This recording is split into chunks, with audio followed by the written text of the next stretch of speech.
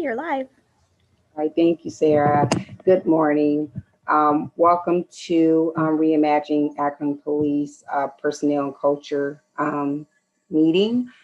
If I could get approval of our previous meeting minutes. Motion to approve previous minutes. I have a motion and I will second that motion. All in favor? Aye. Aye. Okay, so Shamus is going to share some screens with us. So this morning, we're just going to go over some pointers and overviews and edits from our meetings that have been held by this committee, and just have a quick dialogue with you all about those recommendations that we are going to put forward to the city council body. So Shamus, I'm going to turn it over to you in all of your wisdom, because this is a lot of work, and I appreciate all that you and the interns have done putting this all in context for us. So Shamus, take it away. Thank you, Councilwoman.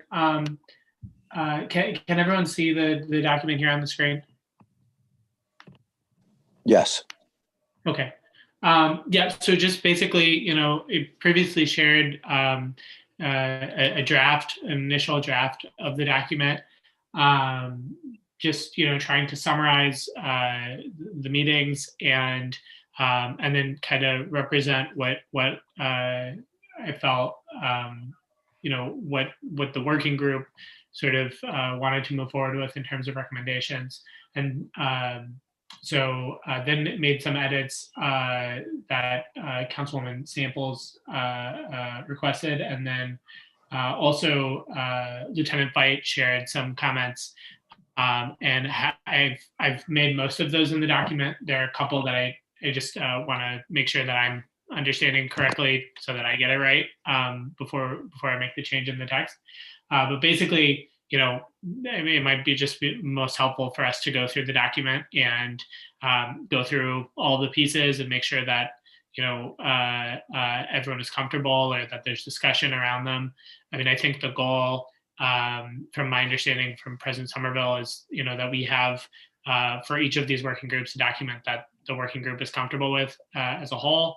And I know that we'd like to get this document finalized in the next week. I know there was a hope that we would get this out Monday. I'm not sure at this point we're going to be able to do that. But I think getting it right obviously comes before getting it done quickly. So anyways, but I want to emphasize that this is not my document. This is the working group's document. And so anyways, so if we want to go through, basically in this section, just kind of summarized some of the discussion in the first meeting about demographics, and also about the hiring process, and kind of the order in which things work. Here, and if anyone just wants to just chime in and unmute yourself and chime in, that might be the most helpful way of going about this. So this next part just kind of started talking about the ways in which the changes that have been made over the last few years, since there are so many of them. And so here, one of the, so here there was a mistake. Obviously the age is, the maximum age was raised from 35 to 40, not from 30 to 35. So, and then also, so Lieutenant Veit, do you want to kind of discuss the comment that you had here? I want to make sure that I'm capturing exactly what the change was, and I'm not sure I quite understand it for the physical standards. Yeah, thank you. It's a little difficult to understand. Previously, our standard was the final OPATA standard to pass an academy. That was changed to the pre-academy or beginning academy standard.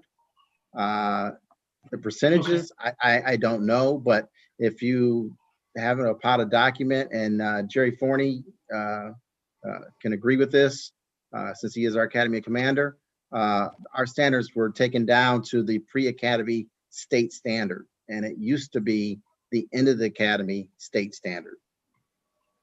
Well, I think you're right on this. I mean, the PATA, the language they use to me is really confusing. You know, whatever the standard is, you know, for a male under 29 to run, it's 1158. All right. So they're letting you only get up to 85% or 15% less of that standard. You list 85%, which makes sense to me, but it seems like OPATA, they like to say that they use more like the 15%. That's what they say. You understand what I'm saying? I mean, it's the same number. Sure. They like to say 15 instead of 85. But again, the 85% makes sense to me. Okay. Just in terms of making sure I understand it. So is it that recruits, what at what time is this measured? So is it that recruits need to be within 15% or at 85% by the beginning of the academy, or is it by the end of the academy, or By the beginning of the academy? We have to do it within 150 days of the start of the academy. Anytime before that, all right? At the end of the academy, they've got to meet that 100%. You know, that if it's at a male under 29 or under, it's that run at 1158. So at the very end, they have to get the 100% of the academy OPATA number, whatever that is. okay. And our standard used to be the 100%. Now it's the 85%. If we're going to go with the terminology we're using here. Okay. But at the end of the academy, it's still the 100%. Yes. Right? Yes. And they get 2 attempts at that. And that's the OPATA's rules, not ours. Okay. Great. Well, I think that's clear. If there's anything further, I'll follow up with you, Lieutenant Byte. Okay. And then also there was here in the discussion of how we move through the ranked list for the civil service test. Lieutenant Byte, do you also just want to weigh in? I use the term 3 individuals. You put like ranks. Would it make sense to say like the top 3 ranked individuals, or what? I just want to make sure that I'm getting it right. No, the eligibility lists are ranked in terms of scores that you obtain on the written test. So you could have several ties at a certain rank.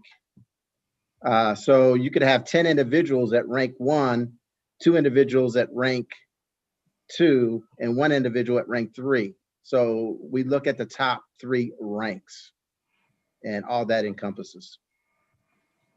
So you could have maybe those ties, that could mean that in those top 3 ranks, there's like 7 or 8 or 10 people. Is that right? Correct. And then moving to the rule of 10, does that mean that means 10 ranks? Yes, it's the same. Okay, great.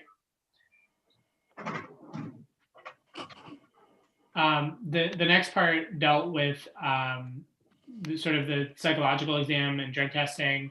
I know that the change that Councilwoman Samples, if you want to speak to, that you wanted to make was about recommending that the steroid testing be done. I know that Lieutenant Byte, you had a comment about the cost prohibitiveness of that. So maybe if each of you want to speak to that in turn. Yes, thanks, Shamus. I know in our previous meetings, we talked about drug panel screenings and some of the cost effectiveness to that. If this becomes a cost measure, we are going into our capital budget meeting. I don't know if we'll have a chief by then, but maybe Deputy Mayor Charles Brown can speak to those costs and what the differential will be in costing to adding steroids to the screening, and then something we can address during our capital budget, but it's definitely something that should be and needs to be done as we're testing for substance abuse. I'm sorry, can I speak? Oh, yeah, go ahead. I'm finished. I did get a cost from Summa, who is our vendor for drug testing. Testing for steroids will be an additional $100 per candidate or applicant. Right now, we spend $50 on drug testing, so it will be $150 total. There also comes some issues of what type of steroids are you screening for? It's an ever-changing industry, and to narrow it down is beyond my my knowledge base. So there will need to be some discussion. Plus, there's again some exorbitant cost. Okay, I see us having to add an extra $100 per candidate is at this time where we are as far as trying to bring in officers into the academy without having issues later on down the road. I do know that just from my research, steroids seem to bring out a different kind of aggression and personality in people. So if that means we have to add $100, and of course it's something that we'd have to put into the budget, I just think it's something that is a definite necessary. As to what kind of steroids, I mean there's steroids for people who are that have asthma, but I mean, how many of our officers actually have asthma? I don't even know if they would be able to get through an agility test if they're on an inhaler of that magnitude. So I think we do need to make sure that we're being really, really direct about what kind of steroid use we're speaking to. But as far as the cost, I just think it's something that is a necessary. That's appreciated. One more thing, I think your money would be better spent if in negotiations with the FOP that you negotiate a steroid testing, random steroid testing. If you test recruits when they come in, that's only a one-time test. If aggression is shown if you're on steroids, and that would be an active officer at that point that would be taking steroids. So I think it's better if it's negotiated into contract and we test active officers. All right, point taken. Thank you. Okay, Councilwoman Samples or Councilman McKittrick, would it make sense if it kind of incorporate these points, all of these points into the document, and maybe instead of saying, you know, maybe lessen the language a little bit, so it's like going forward, you know, we would like drug screens to include steroids. We understand that there's this cost issue. We'd like to work on figuring out how this would work, whether it would be in, you know, as a random thing with, you know, once folks are officers, or whether there's some way in which, you know, we have paid for recruits. Would incorporating it in that way be okay with you guys? Yeah, that's fine for me. Brad is. Yes. Yes, I just don't want to put just the onus on the FOP, especially when it comes to negotiating a contract, and then, you know, how that's negotiated is above our pay grade. We just vote on it. We have no say in that. So definitely incorporating in there would be a good thing, but to make sure that there is an alternative just in case those negotiations go sideways. Okay. I'll move on then to the next piece. So here, you know, I know there were some discussions about the process and, you know, instances in which folks, you know, believe they were removed for credit or for other things. I know that liaisons made very clear that they felt that that was not the case, and often folks are not clear on why they're removed from the process because of how the process works.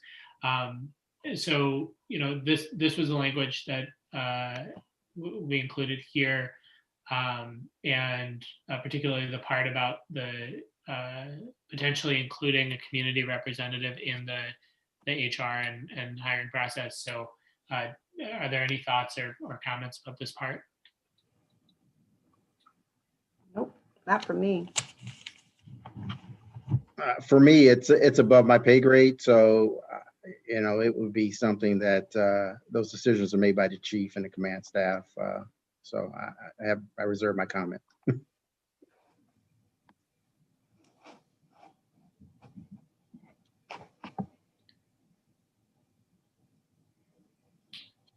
Okay, great. I'll move on. Hi, Councilman Fusco. Just to bring you up to speed, we're going through the document that was previously shared and just going through especially some of the edits that Councilwoman Samples made, and then also some of the comments that Lieutenant Veit shared. So we talked a little bit about the steroid testing and including some more language about working towards that as a goal in some form or fashion. And then so now we're moving on from here. So just if you have any thoughts or comments, or just chime in. So this next part, Councilwoman Samples, if you want to speak to this, I know this was the point that you wanted to include about removing the maximum age limit. So do you want to speak? Oh, to yes, absolutely. So one of the points that I did speak with Councilman Malik about was removing the maximum age requirement. As noted in here, many of the other major jurisdictions do not have a maximum age requirement. When we talk about Ohio, Cincinnati, Columbus, of course, Los Angeles, Philadelphia, they have all removed their maximum age requirement. Will this get us a bigger pool of applicants? We don't know, but I think taking that maximum age off of there, we very well may get some who are in stellar condition. I have friends who are, 41, 42, that are in better shape than my brothers who are 25 and 26. So I think that when we open it up, we very well may end up with some really good older recruits with those life experiences that we may be missing out on. And then plus, I just think that we get rid of that ageism thing that seems to be plaguing a lot of things these days, is being focused more on people's age than really what their agility may be. So definitely something I wanted to add into the recommendation. Seeing that, making sure they could pass all the required testing of anyone between 21 and 40 years old. But I think opening it up, I think it would be very beneficial to our department. Chair, can I address that? Oh, yeah. I'd like a little feedback from our liaisons from the police department in regard to this. I know back through the years, they had a period of time when I was with the fire department where there was the age limit. Then there was no age limit at all for a period of time. And after that period of time, they found out that we had a lot of people who were hired that went off on disabilities. They worked for a period of time and just decided to resign and go on to something else. A lot of the people that were hired didn't always stay till actual retirement. And from what the union was told at that time, it had an adverse effect on the retirement system because of that. And I don't know if they've experienced the same thing within the police department, and I'd just like a little bit of feedback in regard to that. As far as what the police and what I can remember, when I come on, there was not an age limit, and so we had a couple people that were older that come on, and certainly I think they were more mature. But I do also think what Brad is saying, the two people that I'm referring to, unfortunately, both of them didn't do an entire career, 25 years. One left and actually passed away shortly, within the first 10 years of employment. I don't know what those statistics are. I mean, I think as far as open it up and for as far as, what they could bring as far as value and maturity, I think that's Yeah, it's a very good point, very valid. I just don't know about the statistical kind of stuff as far as the pension and stuff goes. And so I guess I'd have to defer to somebody who would know more about that than I. But there was value when they were here. May I speak, Madam Chair? Yes, please do. As Lieutenant Forney said, and I think as Brad spoke, when we all came on the police department, there was no upper age limit. There was one that was implemented, and it had to do with what Brad mentioned, had to do with the pension funds and older candidates going out on disabilities and adverse effect. I have fought for our age to be lifted from 32 to 35 and then from 35 to 40 because I see the benefit of having older candidates on the police department. With that said, I'm not opposed to removing upper age limits. Matter of fact, police and fire are one of the few career fields where the law allows us to set upper age limits. And there's some reasons for that. So I think lawyers and people that run the pension fund are better people to talk to about that. Madam Chair. Okay. Yeah, yes, Brad, please do. Well, my concern is why I bring this up is if you look at pensions nationwide and they talk about their solvency and the length of their solvency, and that's become a great concern. And I don't know if you're aware, but police and fire pension system has completely changed in the pension itself, that the hospitalization that used to be included went to a stipend, and after a period of time, that's going to be eliminated as well. So if my concern is if it continues to have an adverse effect, I don't know. I think that's a big recruiting issue that I've heard from some candidates, that they're not really inclined because it's changed a lot. And that's a concern with attracting candidates, I feel.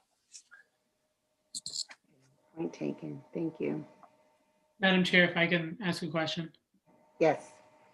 Just to the liaisons, those comments are really helpful. I guess one of my thoughts is, and this may be something, rather for the law department or HR, but, would this be something where potentially in the union contract, there could be some kind of negotiation where folks who are coming in at a higher age would have different pension obligations, or is having different pension obligations for different officers and ages something that doesn't make any sense?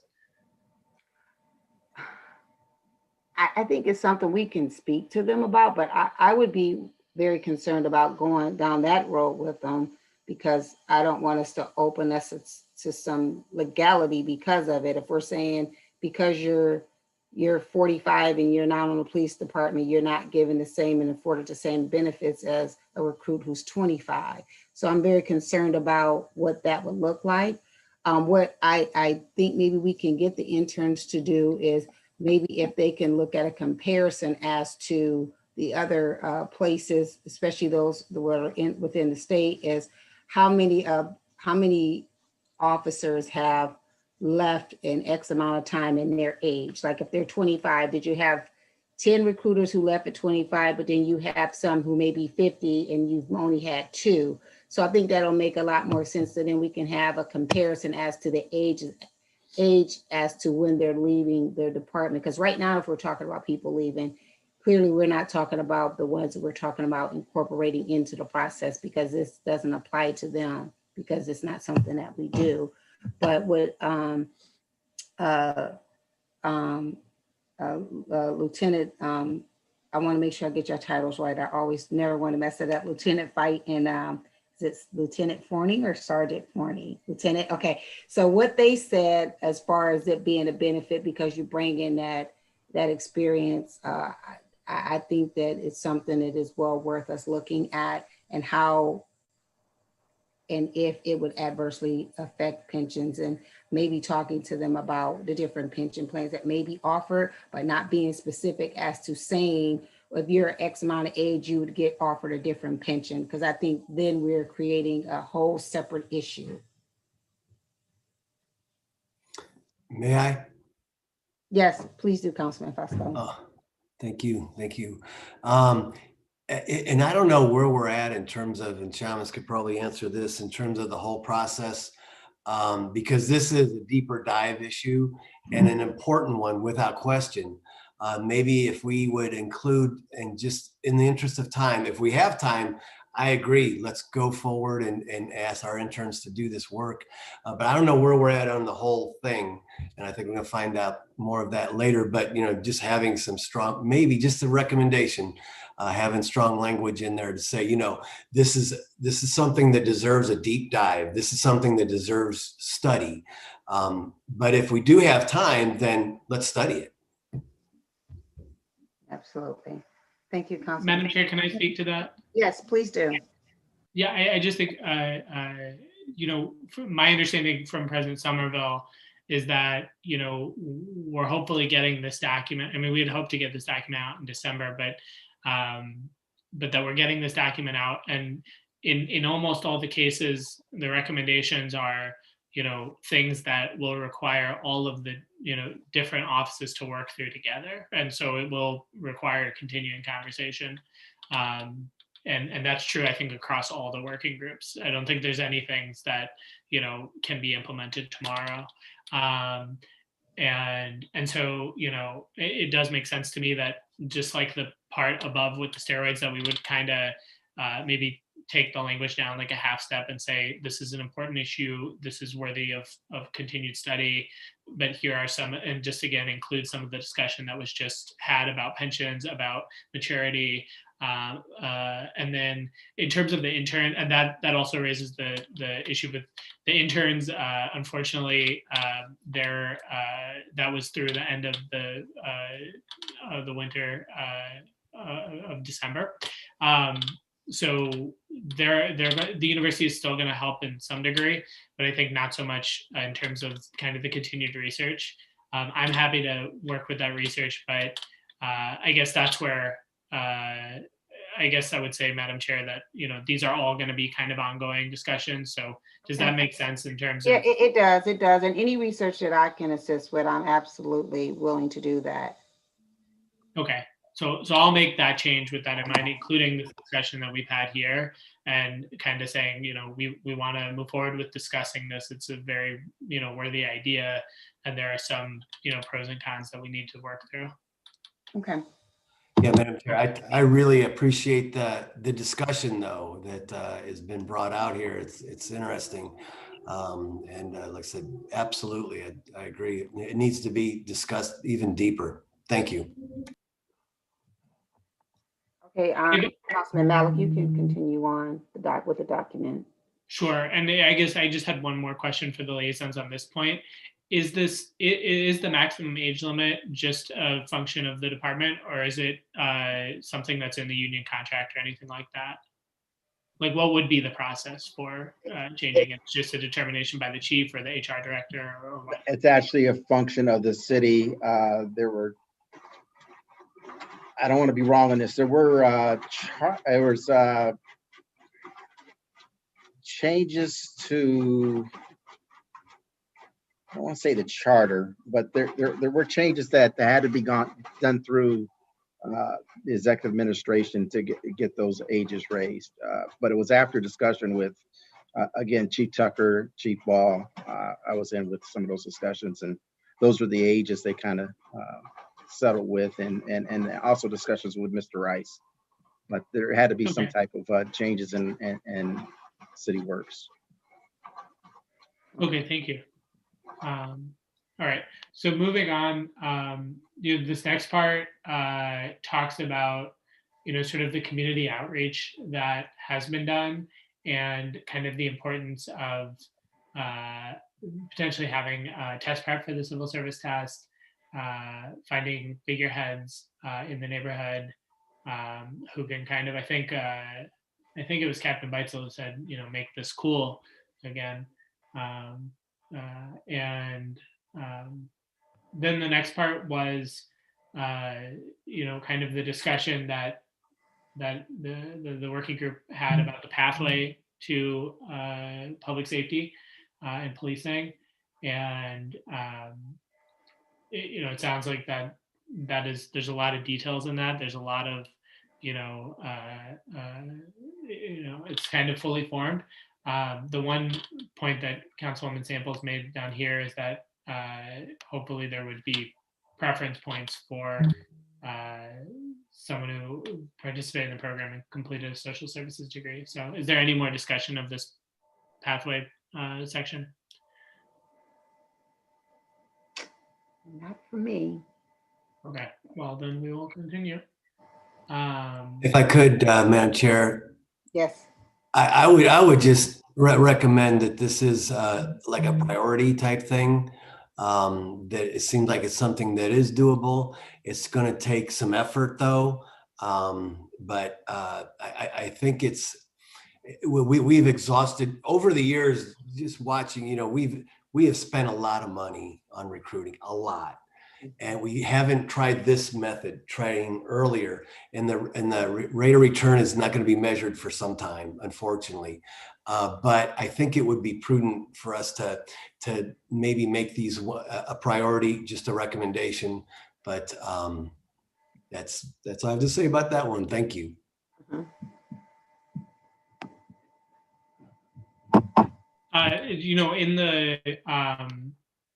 In the recommendations piece at the bottom, I put it first. I could include some more language that kind of talks about, this is the thing we really want to focus on tackling first. Does that work?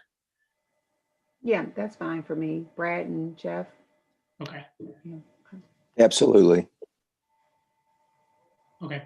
And I know, and this also kind of raises the question, Madam Chair, that I know it's not really defined exactly how the working groups will work going forward, or whether there'll be, kind of a smaller, one committee, or the working groups will continue in this fashion. But I think that, that kind of raises the question of, if this group would want to continue with having discussions about the specific issue, that might be a productive way of moving the ball forward. But I think those are obviously conversations for you all to have with President Somerville.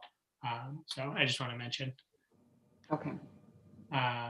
Okay, so the next part, really, I don't think there were any main comments about, sort of the training side of things. I think that seemed pretty clear. I appreciate Lieutenant Veit mentioning that I created a new place called New London when it was just Thank you. Continuing on down here, there was some discussion about, roll call trainings and culture. And then there was discussion about the field training officers and, how that training process works for new officers once they're sworn in. I think, again, Councilwoman Samples, this was the point that you wanted added about pairing folks up. And so do you want to start the discussion on this? Yes, thank you. So we did discuss this pretty thoroughly during our meetings, and I just really think it is very imperative for us to really look at how, I don't know that you guys do because this is your wheelhouse, is being very intentional about how new recruits are paired up, or even who their mentor may be along the way. And just for example, say you have a new recruit who is from, I don't know, maybe a southern part of Ohio, maybe in a rural community where they don't really interact with minorities. But now he's a new recruit and we're going to stick him in a district in East Akron. Is there going to be some anxiety for that new recruit? This is just my opinion. This is Tara's opinion. I do believe that there would be some anxiety for that new recruit, male or female, because they're now working in a community that they're unfamiliar with, regardless of what kind of training that they have. Hands-on, in your face, first day of job in parts of my ward may be a bit much for them. Whereas if you have an individual, say, who comes from the urban community and they're a new recruit, and you put them in maybe less urban community, there's going to be some angst with them as well. So what I am proposing is, if you have two individuals, they both are stellar candidates, going to be great officers, but they do not have a connections with those communities in which they are unfamiliar with. If you're putting them together, you now have two individuals who get to learn from one another. And they're not just learning from one another, they're teaching one another. So now, whether they're over in a suburban part of our city, or if they're in a more urban part of that community, because they're with someone who gives them balance, it makes it easier for them to deal and cope in situations that are very unfamiliar with them.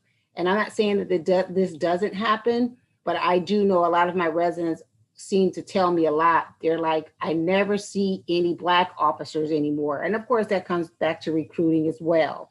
But I think that if we're able to put recruits like that together, we not only keep officers who may get a little discouraged and decide to go into other careers, we give them something meaningful and worthwhile to want to stay for, because now that they have a community that's bought into them, and actually, they don't feel like there's this anxiety when they see an individual who doesn't look like them. They have someone that they actually have a connection, relationship with. And I think that all starts within that car with whom they're partnered up with.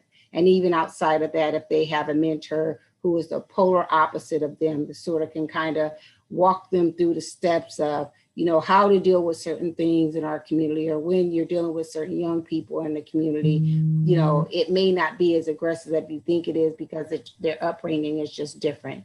So that is the reason why I want to be very intentional about having this in the document. So Lieutenant Fight or Lieutenant Forney, if you could speak to that, and what are your thoughts to that?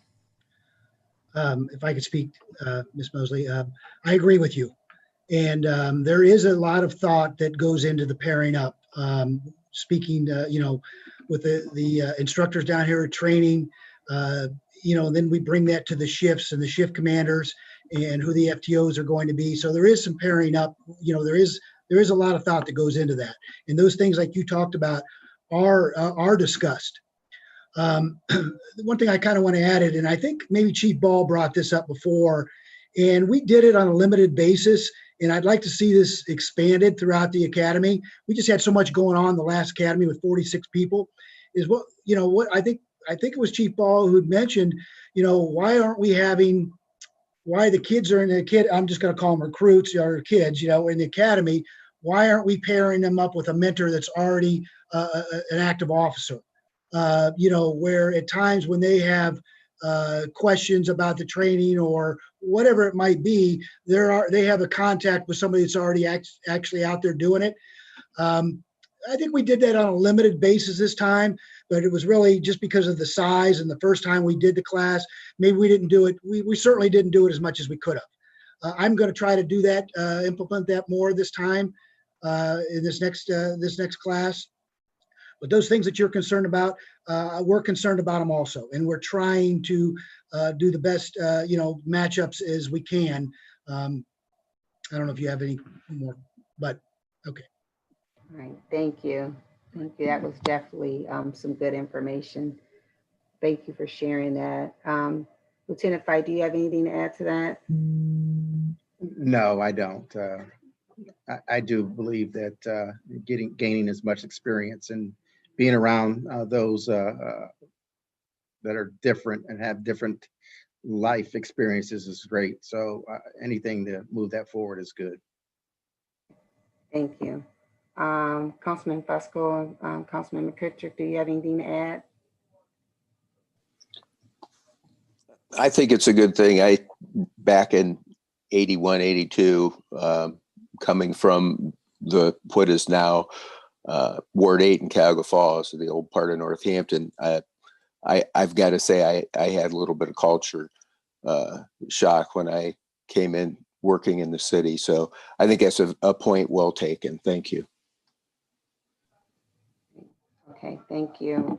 Okay, Councilman Malik, you can move on from there. Great. Thank you very much.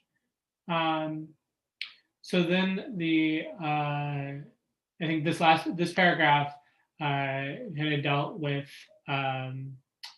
the point I think that Councilman McKittrick, if I'm correct, raised in the first meeting, kind of just about the budgeted strength and, whether there's, high enough staffing levels. As I'm looking at this, I'm realizing that needs to be 2020. So I'm glad that we did this. But yes, and then these were for each section in the write-ups for the different working groups, tried to arrange it. Like we have a series, kind of a summary of what was discussed kind of by topics, and then had a separate section that just kind of tried to codify, one or two of the main recommendations. Obviously, there are kind of recommendations throughout the documents, but these are kind of as the priorities. So I'll include a little bit more language in this first recommendation that kind of emphasizes that this is what we want to move on now. But other than that, I think that's the document. So if there's any further comments or thoughts.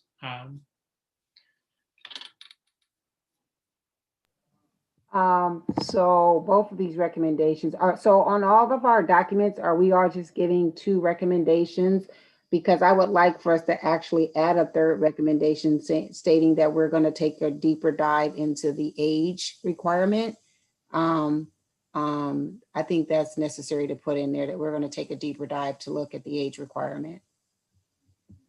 I'm fine with that. I know that initially, I think the guidance from President Somerville was like 1 to 2, but I know that for the prevention one, I added a third one that Councilman Swirsky asked about. So I don't have any. I don't think that's an issue. I'll double check with President Somerville, but I can't imagine she would think it's an issue. So Okay. so yeah, I'll go ahead and do that as well. Okay, great. Madam Chair, can I speak? Yes, sir. Yeah, thank you. I want to thank Sarah for providing the document required to change the age. It's an ordinance change within the city. It's not a charter. I misspoke before. Just want to make that clear. I'll go through and I'll include that, reference that as well in the document. Thank you, Sarah. Okay, to Councilman Fusco or Councilman McKittrick, you have anything you want to add? Just wanted to thank you. I support that. The further study of the age issue, thank you for that. Everyone's input. Again, like I said, I really appreciated the discussion throughout my career. It's kind of like the yin and yang of, the older versus the younger and this and that and so on and so forth. And there's examples on both sides, in terms of those maybe they're ready to serve, ready to, not only in the policing piece, but the public service piece, too young or too old. And it's probably a debate that's going to go on for years and years, but I appreciate it. And it does. Absolutely, I support that recommendation. I just want to thank everyone for all their hard work on this. I know, and it's almost as if whenever this is going to be completed, that the work is really going to begin. But I appreciate everyone's input. Thank you. Absolutely. Councilman McKittrick, do you have anything to add? Yes, I just mirror what Councilman Fusco's said. I do appreciate all the input from Lieutenant Veit, Lieutenant Forney, and Captain Beisel, Sarah for her work helping us as well, and my appreciation for Shamus for putting this together and helping us out. Thank you. All right, great. And Lieutenant Fighting, Lieutenant Forney, thank you. Thank you for all your wealth of information and your knowledge, because without you, you all and Sergeant Beitzel, we would not have been able to create such a wonderful document to present to our colleagues. And Shamus, of course, always has great thoughts and deep thoughts that we all can look at and have a different assessment of as to what should happen. And thank you for putting these documents together to make us sound very intelligent. and of course, Sarah, who we would all be lost without. And so, and again, thank you all. Happy New Year. I think that we have done a great job with this piece here, and I look forward to seeing what happens with it when it's presented to our council. So if there's nothing else coming before us, if there's nothing else for the good of the people, I will make a motion for adjournment. Yeah, I've got a motion and a second. Second. Favor? Aye. Aye. All right. Thank you guys. You guys have a wonderful week.